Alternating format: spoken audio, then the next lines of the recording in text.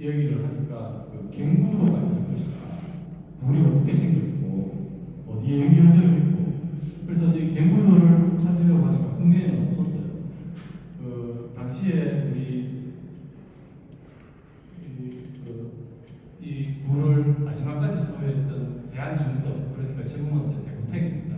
대구택 회사에도 그게 없었고 그래서 이제 제가 유력한 사람이 이제 미쯔비시나 신일본제철 같은 이 쿠알트 방으로 직접 이제 구조물자를 만들었던 회사에서 못만하지 않겠다 싶어서 제가 2007년도에 그 이재갑 사진가하고 일본에 갔었는데 가서 그 오사카 도립도서관하고 일본 국회 도서관을 찾았는데 결국은 못 찾았습니다. 마지막에 그 가와사키에 있는 일본 그 지질연구원에 가서 쿠알트와 관련된 그 중요한 논문들만 찾았지 방문을 못 찾았어요. 그래서 이 맹군에는 어디 있느냐고 하니까 신일본 제철에서 가지고 있을 가능성이 높다 그러더라고요. 그래서 이제 제가 일본인 통역 하시는 분하고 같이 갔었는데 결국은 정문에서 못 들어가고 결국은 실패를 했는데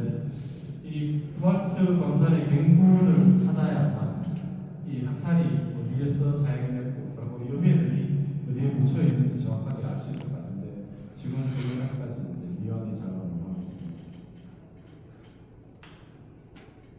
여기에 이제 왼쪽 사진이 제가 보는 쪽입니다. 왼쪽 사진이 그 1990년도에 발견된 수직 일몰장입니다. 수직 일몰이 이제 위에 이제 그 시설들이 있다가 그게 이제 다 철거가 되고 나서 불만이 남아있는 거죠. 남아있는데 이게 왜 철감을 이렇게 하냐면 1986년쯤에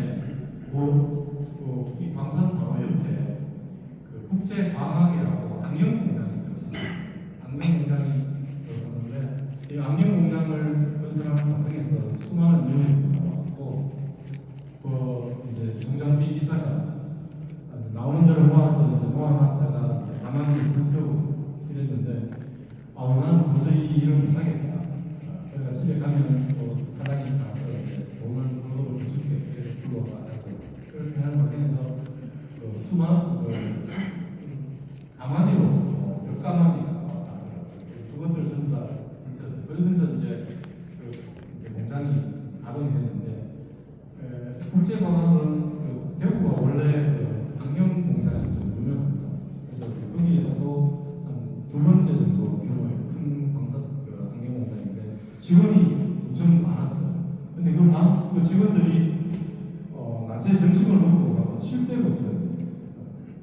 그래서 이제 이 바로 옆에 있는 산에 올라가면 이 물이 여기서 빠지는 사람 사고도 생겼대요. 그러니까 이제 이 물을 막아놓은 거예요. 그리고 오른쪽은 이제 우리가 옆에서 2007년도에 발굴을 위해서 청각을 장면입니다. 지금 수직 일부로 이제 내려가서 그걸 이제 더 올리려고 지금 작업하고 있습니다. 요거는 이제 밑에서 올려가본 그 수직 일부입니다. 수직 일부 이게 가로가 한 2m 정도, 세로가 한 4m 정도 돼요.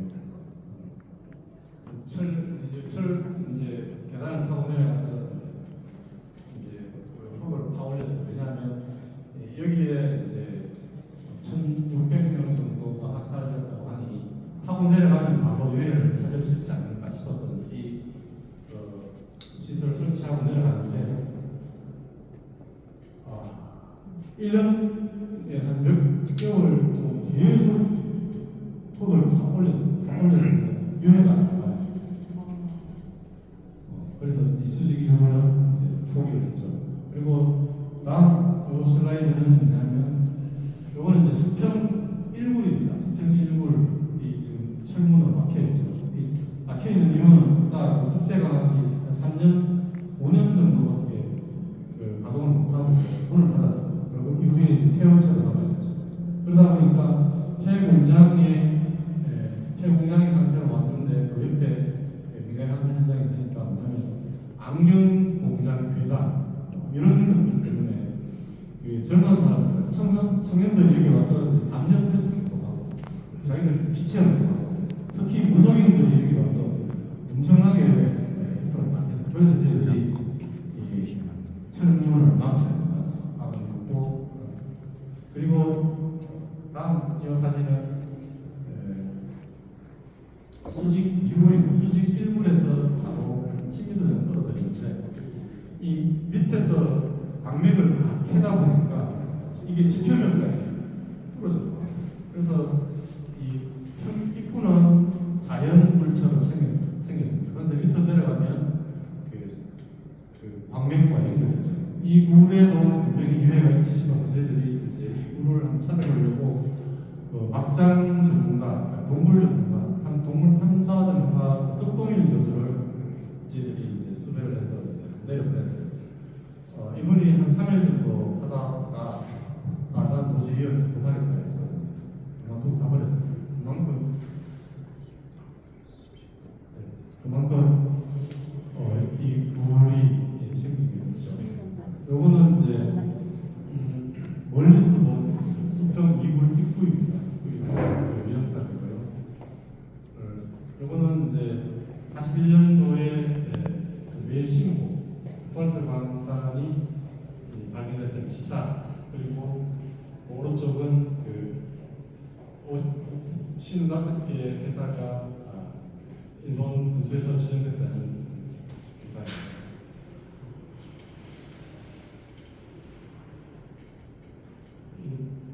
이게 경산 지역에 있던 그 당시 광산이고요. 그리고 이게 이제 당시에 일본에서 제가 찾은 지도인데요. 여기 경산도 포함되어 있습니다. 전국이 한반도 전체가 일제 그 지하자원 수탈 현장이라는 걸 볼 수 있죠. 그리고 오른쪽이 코발트 원석입니다.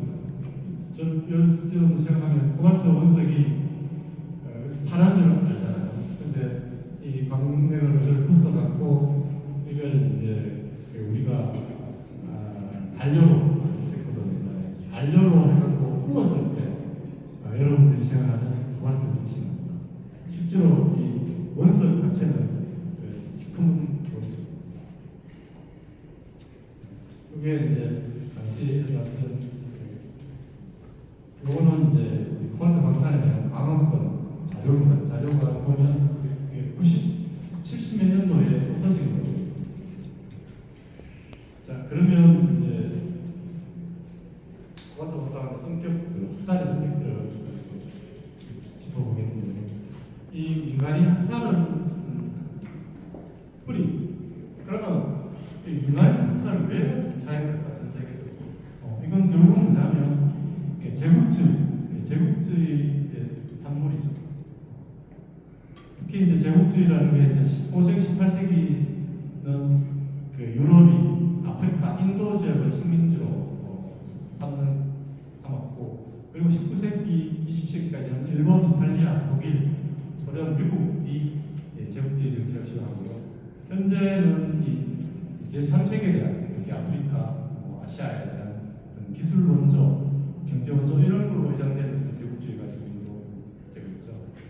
그리고 이 코발트 광산, 특히 한국에서 했던 민간인 학살의 그런 일본 제국주의와 직결되는데요.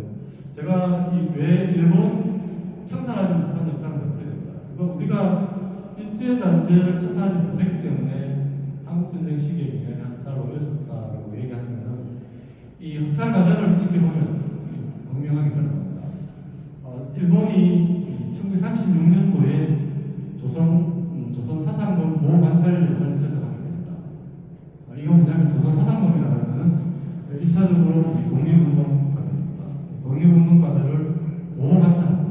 보호관찰한다고 하시면 실제로는 이제 이걸 이제 전향시키거나 구금하고 하는 그런 거죠. 그리고 38년도에는 그 사상보복연맹을 결성하게 됩니다. 이게 이제 전향자 단체라고 하는데, 이 사상보복연맹이 사실은 일제가 만든 그 단체인데, 이후에 48년도에 이승만 정부가 만들었던 국민보도연맹과 거의 똑같아요. 그래서 41년도에는 대화 속으로 사상보복연맹을 항민화 정책을 시작하죠.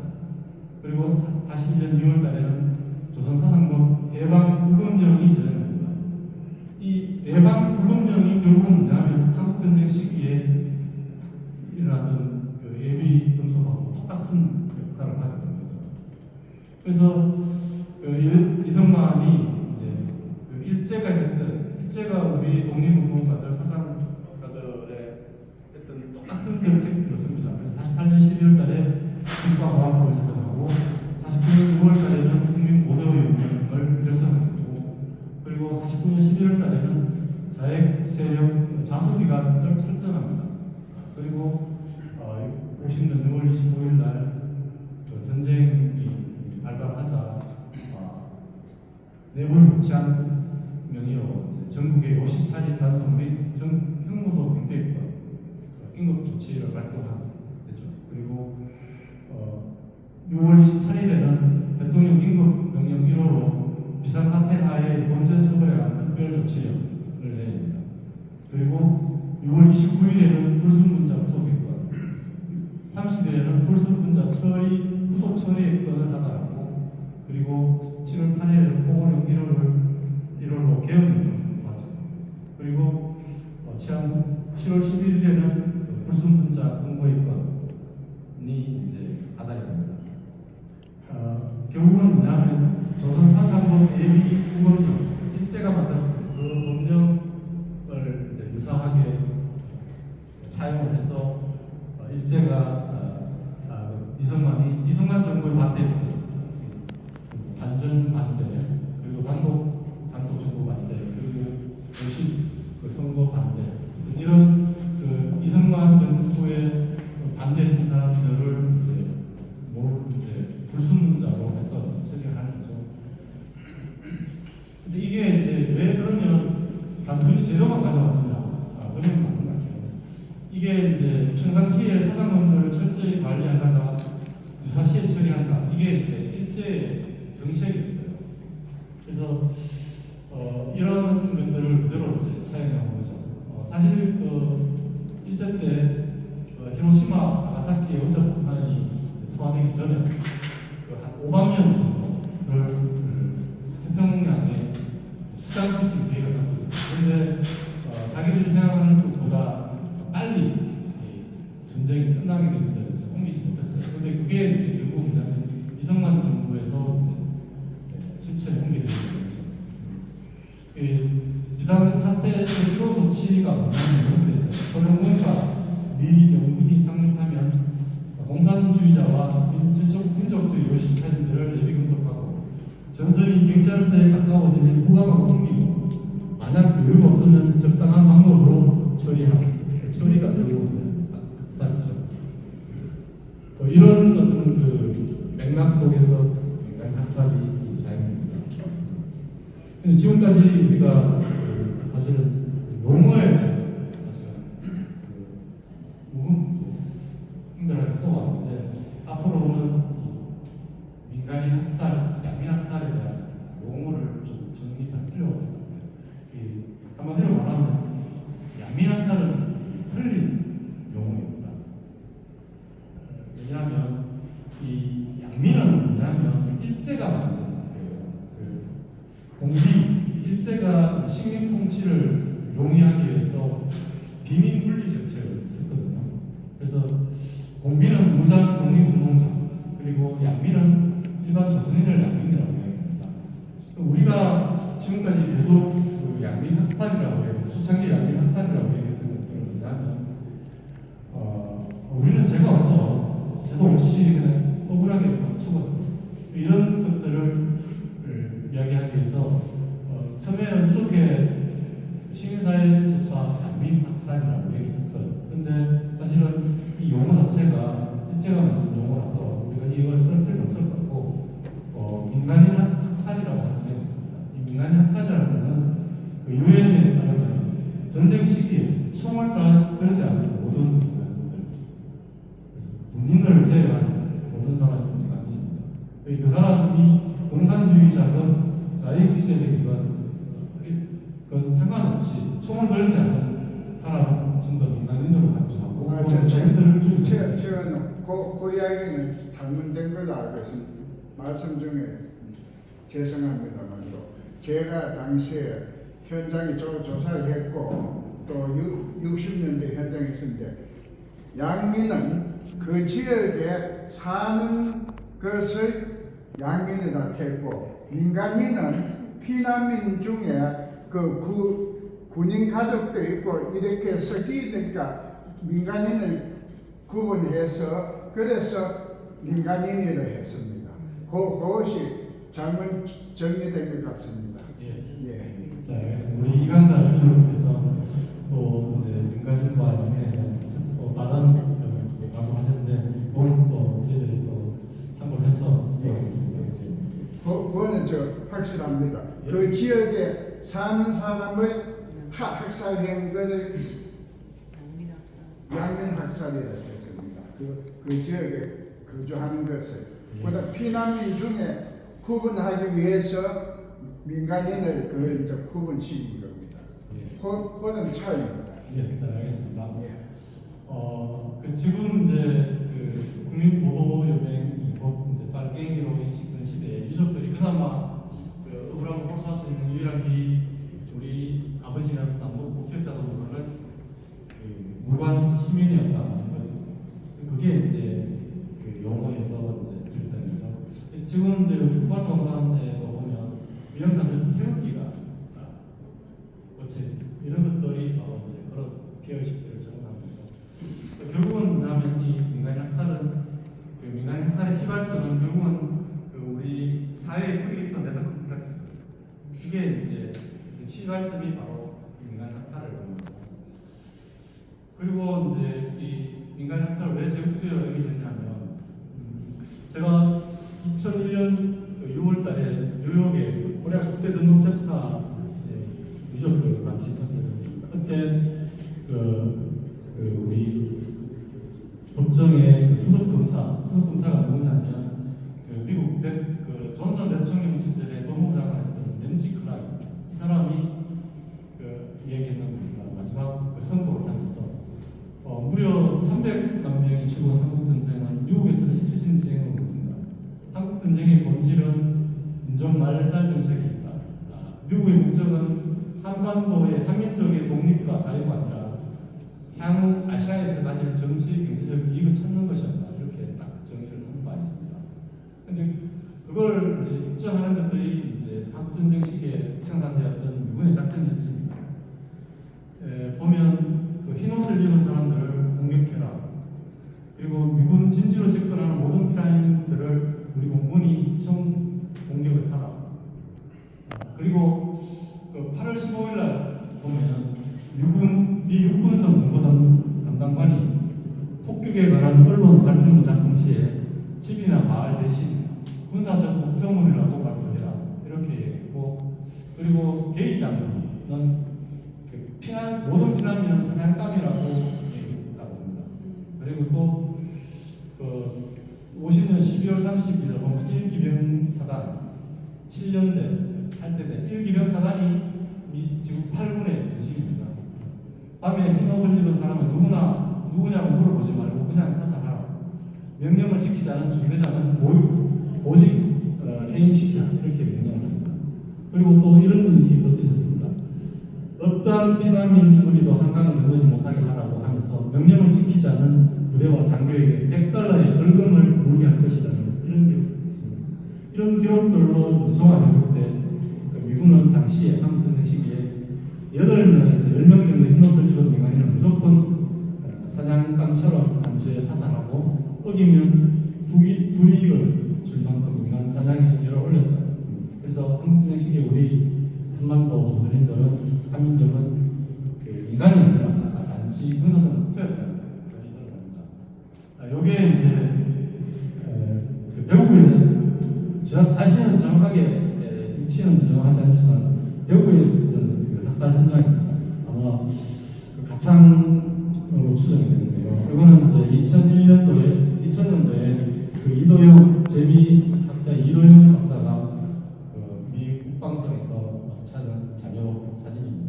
여기 보면 요 요 왼쪽에 사진 보면 그 흰보다 사람이 유군이 지켜보는 가운데 그 당시에 민간인들한테 불을 파괴한 땅을 파괴해서 그게 안에 들어가게 하고 자기가 죽을 무덤을 자기가 파는 거죠. 파괴해서 들어가면 위에서 총을 쏘고 그다음 무덤을 거죠. 이런 식으로 민간인들을 학살하는 거죠.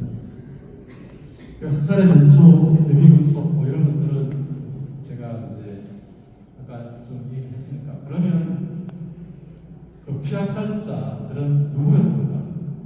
1950년 7월부터 10월까지 대구 형무소에서 수감 중이던 재소자 2,574명이 타 형무소로 부산으로 이감되는 과정이 사라졌습니다. 아마 이 사람들의 대부분이 가창과 쿠바트 그리고 신동지에서 학살하지 않았나 이렇게 생각을 합니다. 여기는 이제 그 지역에 있던 국립고등학원 학살자는 제외되어 있습니다. 그리고 60년 4대 국회 그 양양 학살 특위에 보면 대구 형무소에서 7월 중에 1,402명이 학살됐다는 게 이제 대구 매일신문 60년 5월 22일자에 나와 있습니다.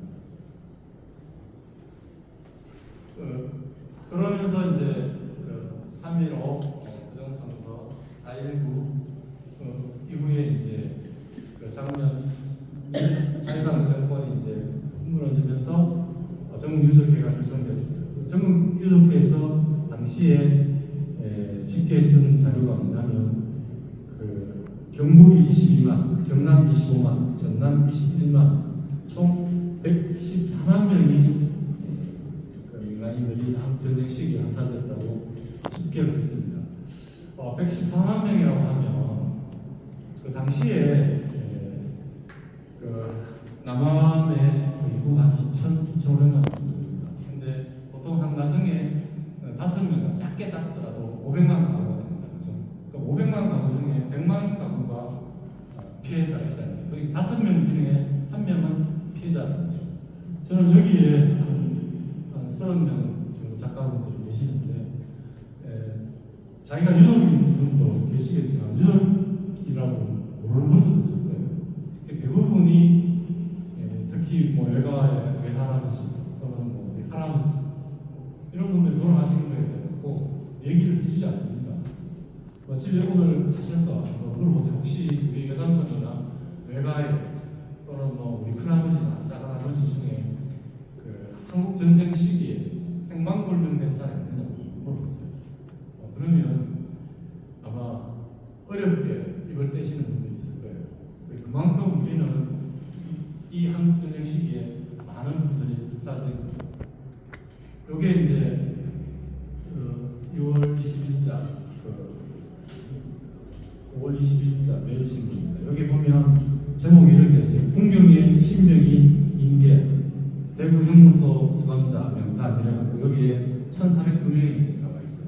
여기 보면 오른쪽에 조금 큰 글씨로 보면 여기 풍경에 인계된 날이 바로 제삿날이라는 편집자 주, 요즘으로 이야기하면 편집자 주가 되어 있습니다. 그래서 풍경에 인계된 날이 바로 그날이 바로 학살됐다고 보면 되죠. 요거는 이제 우리 최초로 이 관련 가창골 관련 쿠바트 관련 기사를 썼던 강상근 선생님 그런데 사주국이라는 이분이 이제 그 경산 군화 피학살자 피해자 실태 조사회를 만들어서 발기 취지문을 신문에 강구합니다. 그때부터 60년 5월부터 이제 활발하게 유족들을 찾아내는 작업들이 시작했죠. 여기에 이제 60년 학살 특위의 신고서입니다. 여기 보면 그 직업, 나이, 주소, 그 군관계, 경찰 관계, 군에서 죽었느냐, 경찰에 죽었느냐 이런 것들이 나와 있고 신고서 명단들이 나와 있습니다. 이것이 이제 쿠바트 강산에 대한 가창골에 대한 최초의 기사입니다. 60년. 아직도 첩첩이 쌓인 100곳 그렇게 있죠. 그리고 이제 거기 보면 또 옆에 이런 가창골에서 300여 명이 학살됐다는 게 기사가 동시에 실려 있습니다. 입장은 누구인가에 또 중요할 것 같은데요. 대부분이 이결수였습니다. 이결수였고 국가보안법 위반, 포고령 위반 정치범들이 많았습니다. 간혹 절도, 방화, 살인죄, 일반 범죄자도 섞여 있다고 하는데 저는 이것도 이제 오류가 아닌가 싶어요. 왜냐하면 당시에 우익 인사들을 집에 방화를 하거나 또는 불태워서 그 사람들을 척결하거나 했던 사람들은 아마 제 생각엔 절도, 방화, 살인죄가 적용되지 않았을까 싶어요. 그래서 이분들도 공경에 끌려나갔었죠. 우리 경산유족회가 2000년 11월 달에 발견한 국회 의원과에서 발견한 명단이 한 350여명이 있는데요. 지역별로는 이렇게요. 피살 경위가 구의 의원 학살이 77명, 그리고 경찰의 학살이 248명, 미살도 31명이고 남자가 대부분 341명, 여자가 15명, 학살 당시 연령이 30대 가장 많고, 그리고 20대, 40대, 10대도 있었어요. 60대도 있었고, 그리고 이제 직업은 공무원이 제일 많았고요. 공무원도 있었고, 학생, 그리고 교원, 교사도 있죠. 경산법에 신고한 사람 한동식이라는 사람, 한방동에 사람, 당시에 50세. 이 사람은 CID 사무실 어느 창고에 구금되어 있다가 아침밥을 갖고 가니까 끌려나갔다. 이런 식으로 이제 신고를 적었는데 대부분이 이제 CIC나 경찰에 의해서 구금되어 있다가 끌려가서 죽은 그렇게 신고되어 있습니다. 이렇게 사는 사람들 있고, 요거는 이제 당시에 이제 희생자, 피해자자 유족들이 제출한 사진입니다. 이것도 마찬가지고요. 그리고 쿠와트에 그러면 지금까지 그 많은 사람들이 돌아가셨는데 진짜냐?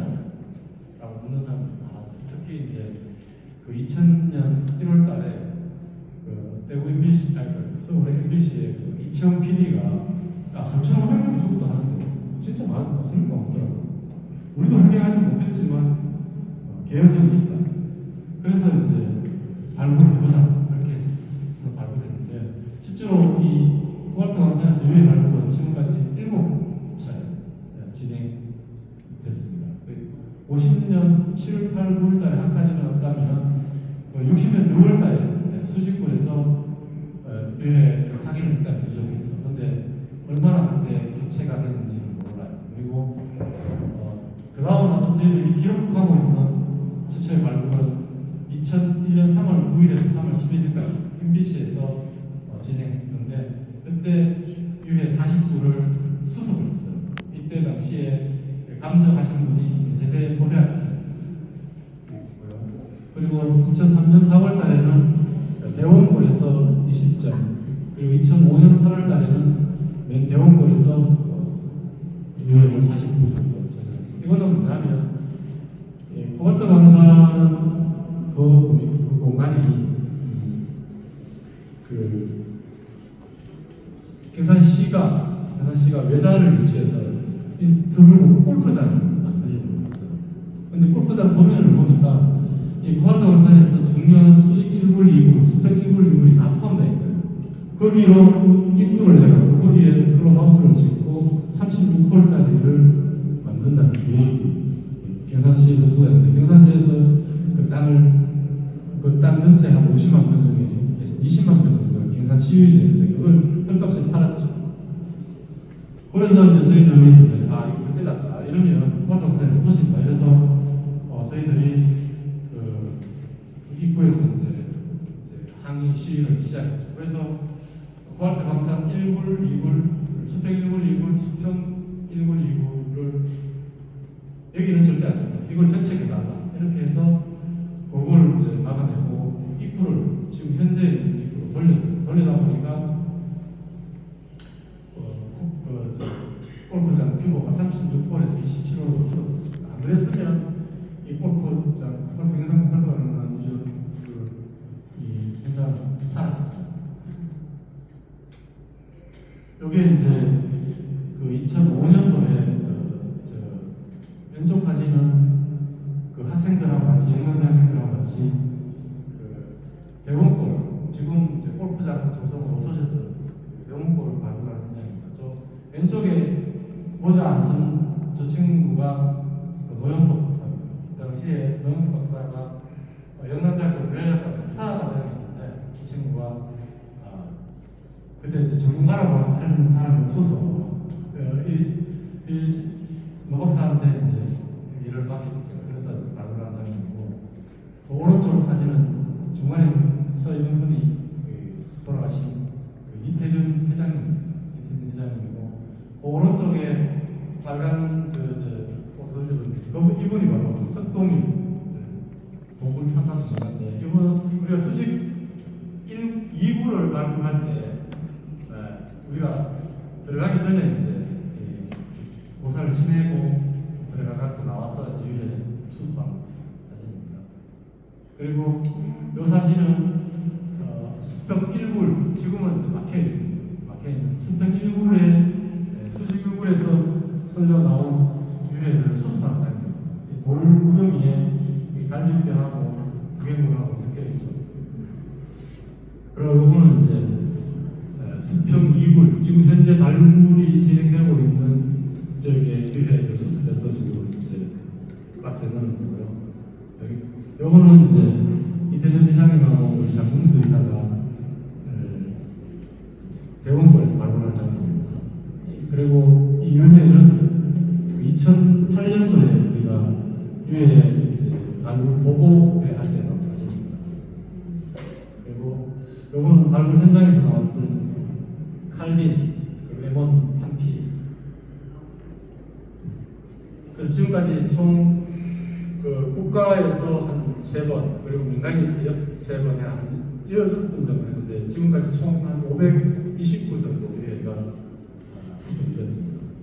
그리고 여기 이제 그 탄피하고 뭐 신발 밑창 이런 것들죠. 그리고 오른쪽은 대퇴구에 총알이 간통한 사진. 이건 이제 이런 사무실이고요. 이후에 것들은 뭐 제가 자세하게 소개하지 않더라도 잘 아실 것 같고 저희들이 제일 심혈을 기울였었던 게 이제 경상시 의회에서 직접 조사하라 해서 2002년도에 청원실장 결혼 보고서를 만든 거고요. 요거는 이제 그 대경대학교 연극학과 학생들하고 같이 연극을 만든 거고, 요거는 수평 1굴에서 우리 그 본인 문명하라고 대구시 인간문화재 분이 주관해서 했던 살풀이입니다. 요거는 여러분들도 기억하시는지 모르겠는데 그 왼쪽에 우리 유해 89가 담겨있던 컨테이너 박스입니다. 컨테이너 박스가 여름에는 뭐 80도, 70도 올라가고 겨울에는 20도 내려가면서 삼키고 있었는데 우리 그 대불 작가였죠. 그 당시에 임민호 작가가 자기가 우리 광주의 달에 이 작품 옮기려고 하자. 그래서 이 통째로 트레일러에 컨테이너 박스를 옮겼습니다. 전 과정을 헬기로 촬영을 해서 아마 그때 했었습니다. 그러고 이제 광주 대달에 앞에 왔었는데 그때 5월 우리 유족분들이 유해를 같이 이제 옮기는 장면입니다. 요거는 이제 지금 옮기고 난 후에 리얼 바깥에서 이제 대구시의 시의원입니까? 구의원입니까? 여기 박정희 구의원이 이제 살풀이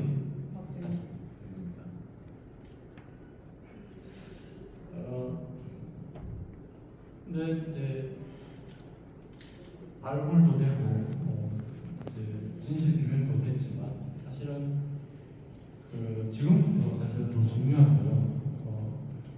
국가기관이 발굴을 끝내고 진상 규명을 하고 나서 여러 기관의 정부의 지자체에 권고한 사항이 있습니다. 근데 그 권고한 사항들이 지금까지 하나도 지켜지지 않고 있습니다.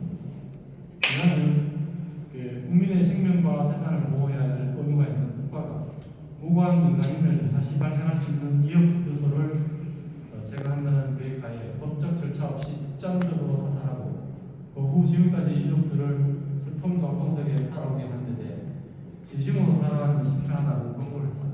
근데 사실 국가 차원의 권고는 그 노무현 대통령이 울산 모더미 학살 사건 선고 때 한게 그리고 또 재단에서 지방자치단체에 대해서 여전히 가슴 속에 고통을 안고 있는 수많은 희생자들에 대한 명예를 회복하고 더불어 지역사회 타해에 피할 수 있도록 지방자치단체 차원에서 별도의 수화적인 조사를 진행할 필요가 있다고 했습니다. 그리고 마지막으로 국가와 지자체는 희생자의 위령제 봉행, 위령당 건립 등 위령사업을 할 수 있도록 지원 방안을 마련하고 발굴된 유해에 대한 반치 및 처리 문제, 여전히 황산명예산지의 유해를 방어할 수 있는 제도적인 장치 마련이 필요하다고 했지만 어느 것도 제대로 진행된 적이 없습니다. 요거는 이제 위령제 전체의 유족들이 유족들이 사실은 그 현장에 그 아버지를 기억할 수 있는 공간이 하나도 없으니까 위령제 때 우리가 뷔페를 이렇게 현수막에 했어요. 그 이름 자에 손을 넣고 우시는 거예요. 거기에는 현장에는 뭐 비도 하나 없고 아무런 시설들이 없거든요. 그래서 단지 비문에 새겨진 이름 습자 거기에 손을 떼고 우시는 거예요. 그래서 지금 저희들 지금 시급하게 그런 어떤 그 최소한 유족들이 와서 울 수 있는 공간들이라고 마련해 주는 게 국가와 지방자치단체가 해야 될 것 같아요. 제가 그 2022년도에 아르헨티나에도 사실 군사 정권 때 약 한 3만 명이 실종됐어요. 그러면서 아르헨티나 정부에서 지금도 재산 조사를 하고 있는데 그 아르헨티나의 유족들, 특히 이제 5월 광장 운동의 유족들은 우리와 좀 다르게 지금까지 보상을 요구하고 있어요. 나이가 90이 다 넘은 유족들인데 아들의 피로 우리가 거의 효심할 수 없다 해서 유족들이 그 보상을 요구하고 있어요. 그러면서 가해자를 찾는 데 대한 많이 집중하고 있어요. 그래서 그 유해들을 지금까지 그 라플라타 강 밑에 다른 메모리얼 타크를 만들어서 보관하고 있는데 거기에 보면 어떻게 하냐면 작은 벽돌처럼 이름을 새기는 것들을 차곡차곡 쌓고 있어요. 3,000개 정도가 쌓고 있는데 거기에 조그마한 틈이 있어갖고 유족들이 가면 거기에 장미꽃 꽃을 한 송이라도 꽂을 수 있는 공간들을 마련해 있어요. 그래서 제가 이제 그걸 유족회에도 제안하고 경화시에도 제안했는데 그 유족회에서 아직까지 그럴 거 필요 없다. 그래가지고 지금 못하고 있어요. 이게 어떻게 보십시오. 이게 이제 위령탑 뒤에 있는 빈문에 자기 이름, 아버지 이름 작게 가로 세로 거기 해봤자 10cm도 안 돼요, 5cm도 안 돼요. 거기에 유일하게 아버지를 볼 수 있는 거기밖에 없으니까 거기에 지금 되고 지금 건너뛰고 있는 거죠.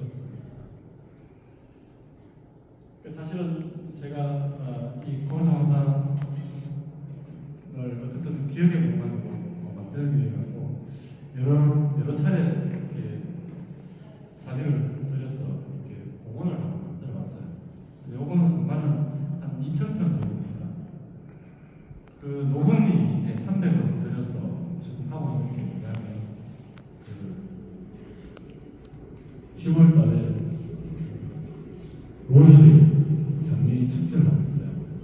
그리고 배창석 사건도 보면 배창군의 거기에 과가 공무원들이 와서 10월달에 국화 축제를 하고 있어요. 저는 그게 나쁘다는 게 아니라 그 큰 규모의 시설을 만들어놓고 거기에 맞는 것들을 하지 못해요. 그래서 겨울을 찾아낸 게 꽃축제를 하고 있는 거예요. 물론 그 꽃이 돌아가신 환경들을 위로하는 것들은 있잖아요. 그래서 저는 영산시에 제안했죠. 우리는 한 2,000명 정도 우리 유족들이 관리할 수 있는 작은 공간이 필요하다. 그래서 여기에 아까 말씀드렸던 그 꽃이라는 꽂을 수 있는 건, 그리고 지금까지 만들었던 자료들을 찾을 수 있는 공간, 그런 공간들만 달라. 그러면 우리 유족들 중에 한 명이 가서 틀도 보고 오시는 분들한테 설명도 하고 그러니까, 그러면 돈 1년에 해봤자 돈 5천만 원도 안 든다. 그렇게 했는데도 지금까지 안 되고 있습니다. 그리고 또 최근에 우리 또 유족 한 분이 그런 희망도 하지 마라. 우리 그거 필요 없다. 그래 해서 좀 더더욱 연하 씨가 좀 맞설려고 땅을 사라고 공무원들 지시했는데도 불구하고 또 중단된 거였습니다. 그래서 저는 이제 오늘 이 처음에 얘기하는데 그 영혼의 권리 그리고 기업과의 문제로 말씀했습니다. 왜냐하면 그 죽은 사람한테도 권리가 있거든요. 이 영혼의 권리는 그 캠브리지 대학의 석작에 있어요. 우리나라 사람입니다. 본헌익 교수가 만든 그 영혼입니다. 죽어 있는 사람, 죽은 사람들도 권리가 있어요. 그 사람들은 권리에 합당한 시설들을 마련하는 게 우리 살아남은 자들의 의무다라고 얘기하거든요. 우리 그 유교적 전통에 따르면 우리가 돌아가시는 분들에 대해서 사실 좀 부득해요. 특히 뭐 온수시간에도 죽고 나면 멜파이 한다든지. 그래서 왜냐하면 형벌 중에서도 부관참시, 죽은 사람을 다시 일으켜서 다시 처형하는 게 가장 의학적인 그런 형벌인 것이, 최소한 죽은 사람에 대한 우리 사회가 지금까지 우리 민족들이 우아하게 했어요. 그런데 이 포알타 광산의 이 유족, 아창골의 유족들, 신동의 유족들, 원령골의 유족들, 모든 유족들, 대부분 많은 유족들이 사실은 죽었어도 사람의 대접을 받지 못하고 있어요. 아까 포알타 광산 유족들은 컨테이너 박스에 20년간 있었습니다. 제가 그 유해들을 세종시 임시 안치소에 보내달라, 최소한 하니까 뭐라고 하는지 압니까? 국가기관에서 발굴했던 2007년, 2008년, 2009년 발굴했던 400개 유해는 자기들이 발굴했으니까 가져가고, 나머지 100구의 유해들은 유족들이 발굴했지 않느냐. 그걸 어떻게 믿냐? 사람이라고. 이렇게 얘기해요. 보통 우리 큰 공사 하다 보면 뼈가 나오잖아요. 뼈가 나오면 이게 공사 중단시키고, 이게 사람 뼈인지 아니면 뭐 동물 뼈인지 이런 걸 확인하는 절차를 거쳐서 사람 뼈라면 공사 중단하고 수습을 받고 공사를 해요. 그런데 무려 100여 구가 있는 이 유해를 정부가 인수를 안 하는 거예요. 그걸 10년을 사와서 겨우 세종시 임시안치소에 보관을 했습니다. 그러니까 뭐냐면 이 고발대 광산에서 돌아가신 유족들, 돌아가신 분들, 희생자들, 가창불에서 희생된 사람, 이 모든 사람들이 죽었어도 인간답게 되지 못했다는 거죠. 그래서 저는 이제라도 돌아가신 분들, 영혼의 권리를 찾아줘야 돼요. 그러기 위해서는 끊임없이 이 인간 역사를 기억하고 그리고 또 기억하는 모든 사람들이 연대해야 됩니다. 그래야만이 이 땅에 다시는 그와 같은 학살이 일어나지 않는다. 되풀이되지 않는다. 저는 그 민나이 학살에서 배울 가장 큰 중요한 것들은 뭐냐면, 이 땅에 다시 혐오, 전쟁 이런 것들이 일어나서는 안 된다. 그리고 이 땅에 평화가 정착해야 된다. 그래서 저는 이 평화를 위해서, 평화로운 사회를 위해서, 민주주의가 시민의 권리를 최대한 보장하는 그런 사회를 만들기 위해서는 우리가 지난 역사의 같은 기억들을 기억하고, 또 그걸 기억하려고 하는 모든 사람들이 연대해서 돌아가신 분들에 대한 권리, 영혼의 권리를 되찾아줘야 되는